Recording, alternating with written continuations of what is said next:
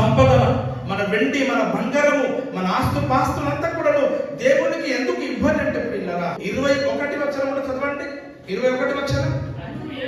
అందుకు యేసు నీవు పరిపూర్ణుడగుటకు కోరిన ఎడల పోయి నీ ఆస్తి అమ్మి బీదలకిమ్ము, అప్పుడు నీకు పరలోకమందు నీకు ధనము కలుగును. ఎక్కడమ్మా?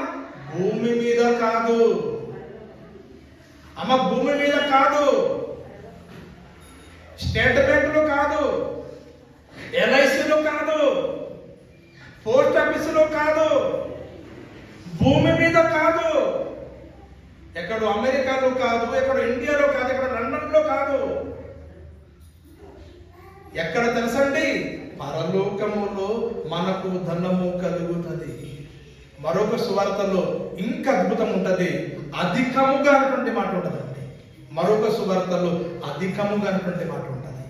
అంటే పరిపూర్ణుడగుటకు కోరిన ఎడల అని అన్నాడు అంటే ఒక వ్యక్తి ఎప్పుడు పరిపూర్ణుడు కాగలడు? 10 ఆజ్ఞలు పాటించడమే కాదు, దానితో పాటు నీకున్నటువంటి ఆస్తిని దేవుడికి ఇచ్చినప్పుడు, నీ బీదలకి పంచినప్పుడు, నీకు నాస్తి నాది కాదనుకొని దేవుడిదే అనుకొని దేవుడికి నువ్వు త్యాగం చేసినప్పుడు నీవు పరిపూర్ణుడుగా మారుతావట.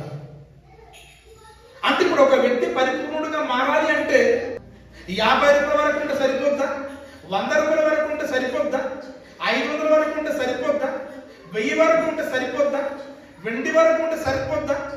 బంగారం వరకు ఉంటే సరిపోద్దా? నీ కలిగినటువంటి యావదాస్తి కూడా దేవునికి ఇవ్వగలగాలి. అలాంటి వ్యక్తి పరిపూర్ణుడుగా మారుతాడట. ఎప్పుడైతే ఈ పరిపూర్ణుడుగా మారుతాడో అప్పుడు పరలోకానికి వెళ్తాడు. అంటే ఇప్పుడు మీరు పరిపూర్ణుడుగా మారాలి అంటే ఇప్పుడు మీకు ఎవరు బోధించాలి? ఎవరు బోధించాలి? బోధకుడు బోధించాలి. ఏమని బోధించాలి? మీకు కలిగింది దేవునికి ఇవ్వండి, మీకు కలిగింది దేవునికి ఇవ్వండి. ఫంక్షన్ అవుతుంది అనుకోండి మీ ఊర్లో, అవును కదా, 100 కేజీలు చికెన్ ఇస్తారండి, అవును కదా, ఒక 10 బస్తాలు బిర్యానీ బేగులు ఇస్తారండి, మటన్ ఒక 50 కేజీలు ఇస్తారండి, ఆయిల్ డబ్బులు ఒక 2-3 తీసి ఇస్తారండి. వాడు అనకపోయినా, వాడు పిలవకపోయినా అరటికెల్లో తీస్తావు, బిందెలు తీస్తావు. ఇవన్నీ కూడా ఒక ఫంక్షన్కి ఖర్చు పెడుతున్నావు కదా. మరి దేవునికి వాడు అడగకపోయినా, మీకు అడగకుండా ఒకవేళ ఫంక్షన్ చేశారనుకోండి, మీరేమంటారు? మాకి చెప్పకుండా ఎందుకు ఫంక్షన్ చేశారు? ఒక మాట చెప్పవచ్చు కదా, రైస్ బేగులు ఇవ్వాల్సిందే కదా, ఆయిల్ డబ్బులు కూడా ఇవ్వాల్సిందే కదా, ఒక 100 కేజీలు చికెన్ ఇవ్వాల్సిందే కదా. ఏంటి నీకు తెలియకుండా ఫంక్షన్ చేసినందుకు, నీకు పిలువకుండా ఫంక్షన్ చేసినందుకు నీవే కోరుకొని ఇస్తున్నావు కదా సామాన్లు. మరి దేవునికి ఎందుకు నీవే కోరుకొని ఇవ్వటం లేదు బలవంతముగా? అక్కడ మాత్రం బలవంతముతో కోరుకొని ఇస్తావు, దేవునికి మాత్రం బలవంతంతో ఇవ్వవు, దేవునికి మాత్రం నువ్వు కోరుకొని ఇవ్వవు. పరిపూర్ణుడుగా మనము మారాలి, పరిపూర్ణుడుగా మారాలి. పరిపూర్ణుడుగా మారాలంటే మీరు ప్రాక్టీస్ చేయాలి, ప్రాక్టీస్ చేయాలి. 10 నుండి 20, 20 నుండి 50, 50 నుండి 100, 100 నుండి 200, 200 నుండి 500, 500 నుండి 1000 రూపాయలు, 1000 నుండి 2000, 2000 నుండి వేలలో లక్షల్లో అవసరం వస్తే మనకున్న ప్రాఫిట్ అంతా కూడా దేవునికి ఇవ్వగలిగే స్థాయికి ఎదిగినప్పుడు మనం పరిపూర్ణుడుగా మారగలము. ఆ పరిపూర్ణుడుగా మారిన వాడు డైరెక్ట్గా దేవుడున్న మహాలోకానికి వెళ్ళిపోతాడండి. నువ్వు ఇవ్వకపోతే పరలోకంలో నీకు ఇవ్వబడదు. పరలోకంలో ఎంతమంది డబ్బులు సంపాదించాలని కోరుకుంటున్న చేతులతండి ప్లీజ్. దయచేసి పరలోకములో డబ్బులు సంపాదించుకోవాలని ఎంతమంది కోరుకుంటున్నారు? అందరికీ ఉందా? నామకరణంగా చేతులు ఎత్తారా? పిల్లరా, మనము భూమి మీద కాదట డబ్బులు సంపాదించుకోవడం, పరలోకంలో మనం డబ్బులు సంపాదించుకోవాలట. ఇది నేను చెప్పలే, యేసు ప్రభు చెప్పాడా? ఆ మానవాళ్ళు ఉన్నారా? ఇది నేను చెప్పలే, యేసు ప్రభు చెప్పాడా? యేసు ప్రభు ఏమని చెప్పాడు? ఏమని చెప్పాడు యేసు ప్రభు వారు? అందుకు యేసు అవసరం జాగ్రత్త. అందుకు యేసు నీవు పరిపూర్ణుడుగా కోరిన ఎడల పోయి నీ ఆస్తిని అమ్మి బీదలకిమ్ము. అమ్మ వినండి, జాగ్రత్త వినండి. అప్పుడు నీకు పరలోకంలో ధనము కలుగును. ఇవ్వకపోతే లేదు, చేయకపోతే లేదు. అప్పుడు నీకు పరలోకములో ధనము కలుగును అంటే అర్థమేంటి? ఎప్పుడైతే చేస్తావో అప్పుడు నీకు పరలోకము దేవుడు ఇస్తాడట. పరలోకంలో డబ్బులు తీసుకోండి, పరలోకంలో ధనం తీసుకోండి నేను బోధిస్తూ ఉంటే వీడే పాస్టర్ పరలోకములో ధనం తీసుకోమంటున్నాడు, ఇతను వెర్రి పట్టిందా అని మీరు అపార్థం చేస్తే ఏం చేయడం లేదా. కనుక ప్రియమైనటువంటి దేవుని వల్ల దయచేసి మీ కష్టము, మీ యొక్క ప్రయాసము దేవునికి ఇవ్వండి, దేవుడు మీకు దీవిస్తాడు.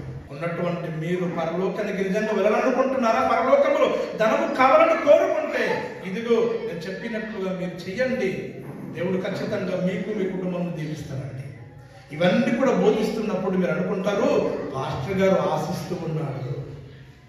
ఇలాంటి ప్రసంగాలు, ఇలాంటి మాటలు బోధిస్తున్నప్పుడు వినేవారు చాలా మంది ఏమైనా అపార్థం చేసుకుంటారంటే పాస్టర్ గారు మాలో నుండి ఆశిస్తూ ఉన్నాడు, మాలో నుండి పాస్టర్ గారు అపేక్షిస్తూ ఉన్నాడు, మాలో నుండి పాస్టర్ గారు ధనము తీసుకోవడం కోసము ఇటువంటి ప్రసంగాలు, ఇటువంటి ట్రిక్స్లు ఉపయోగిస్తూ ఉన్నాడు అని ఒకవేళ మీరు అపార్థం చేస్తే బైబిల్లో ఒక వాక్యం మీకు చూపిస్తాను. ఫైనల్గా స్త్రీలు పురుషులారా జాగ్రత్తగా వినండి, ఫైనల్గా ఒక వాక్యం మీకు చూపిస్తాను. ఫిలిప్పులకు రాసిన పత్రిక, ఫిలిప్పులకు రాసిన పత్రిక 4:16-17 చదవండి.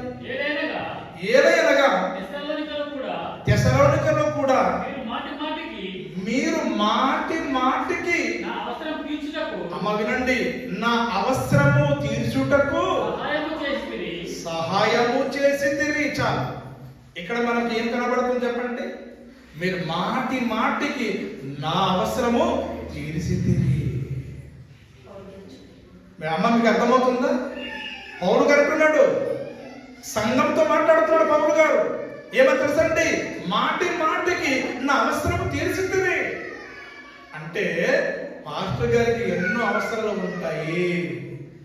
వారి అవసరాలు ఎవరు తీర్చాలి అంటే సంఘస్థులైనటువంటి మీరు తీర్చారట. పౌలు గారికి ఎలా తీర్చి తెలుసండి? మాటి మాటికి మాటి మాటికి మాటి మాటికి పౌలు గారు యొక్క అవసరాలు సంఘము తీర్చిందట. నేను ఇవి నేను అపేక్షించి ఈలాగు చెప్పుటలేదు గాని మీ లెక్కకు విస్తారమైన ఫలములు రావాలని అపేక్షించుచున్నాను. అమ్మ అందరూ అండర్లైన్ చేసుకోండి బైబిల్లో. ఇక్కడ పౌలు గారు అంటున్నాడు ఇవన్నీ కూడా నేను అపేక్షించి చెప్పటం లేదు అంటే అర్థమంటే మీలో నుండి నేను ఆశించి చెప్పటం లేదు. మీ లెక్కకు విస్తారమైన ఫలములు మీకు రావాలంటే అంటే అర్థమేంటి? మీ లెక్కకు విస్తారమైన దీవెనలు, మీ లెక్కకు విస్తారమైన ఆశీర్వాదాలు మీ కుటుంబంలో, మీ జీవితంలో రావాలి అంటే ఇదిగో నేను మీ దగ్గర ఆశిస్తూ ఉన్నాను, నేను మీ దగ్గర ఆశిస్తూ ఉన్నాను.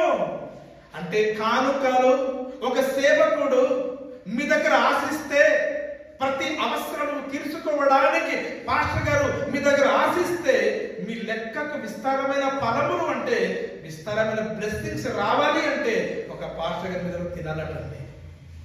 తెలుసా? ఒక పాస్టర్ గారు తినాలి, ఒక పాస్టర్ గారు అపేక్షించాలి, ఒక పాస్టర్ గారు మీ దగ్గర నుంచి ఆశించాలి. అప్పుడు దేవుడు మీకు ఆశీర్వాదం ఇస్తాడు, అప్పుడు దేవుడు మీ కుటుంబాన్ని దీవిస్తాడు. ఇవన్నీ కూడా పక్కన పెట్టి పాస్టర్ గారు అడుగుతున్నారు, ప్రసంగాలు చేస్తూ ఉన్నారు, ఎప్పుడు కానుకల గురించి బోధిస్తారు అంటే మీ లెక్కకు విస్తారమైన ఫలం ఎప్పుడు వస్తాయి? అందుకే ఎక్కడ వేసిన గొంగలు అక్కడ ఉన్నట్లుగానే ఉండిపోతూ ఉన్నారు. కారణం పాస్టర్ గారు ఆశించిన ప్రకారంగా ఈ రోజు పెట్టడం లేదు, ఇవ్వటం లేదు. కనుకనే మీ లెక్కకు విస్తారమైన ఫలములు మీ జీవితంలో లేకపోవడం వలననే ఎన్ని సంవత్సరాలు గతిస్తూ ఉన్న ఎక్కడ వేసిన గొంగలి అక్కడ ఉన్నట్లుగానే ఉండిపోతూ ఉన్నారు. ఇప్పుడు చెప్పండి, మీకు దీవెనలు రావాలి అంటే, ఆశీర్వాదం రావాలి అంటే పాస్టర్ గారు ఆశించకూడదా? పాస్టర్ గారు తినకూడదా? పాస్టర్ గారు మీరు పెట్టకూడదా? ఏం తెలుసండి వాక్యము? ఏమర్థమైంది రోజు క్రైస్తవ సమాజానికి వాక్యం? ఒక సంఘములో అంటు కట్టబడి, ఒక సంఘములో ఒక మూల స్తంభంగా ఉండి బైబిల్ వాక్యం మీద సరైన అవగాహన ఉన్నవాడికి ఇదిగో నేను చెప్పే వాక్యాలు అర్థమవుతాయి తప్ప సామాన్యులకు అర్థం కావు వాక్యం. మీ కుటుంబాలు బాగా పడాలంటే దేవునికి ఇవ్వడం నేర్చుకోండి. అప్పుడే దేవుడు మీ కుటుంబాన్ని బాగు చేస్తాడు. మీ కుటుంబాన్ని దేవుడు ఆశీర్వదిస్తాడు.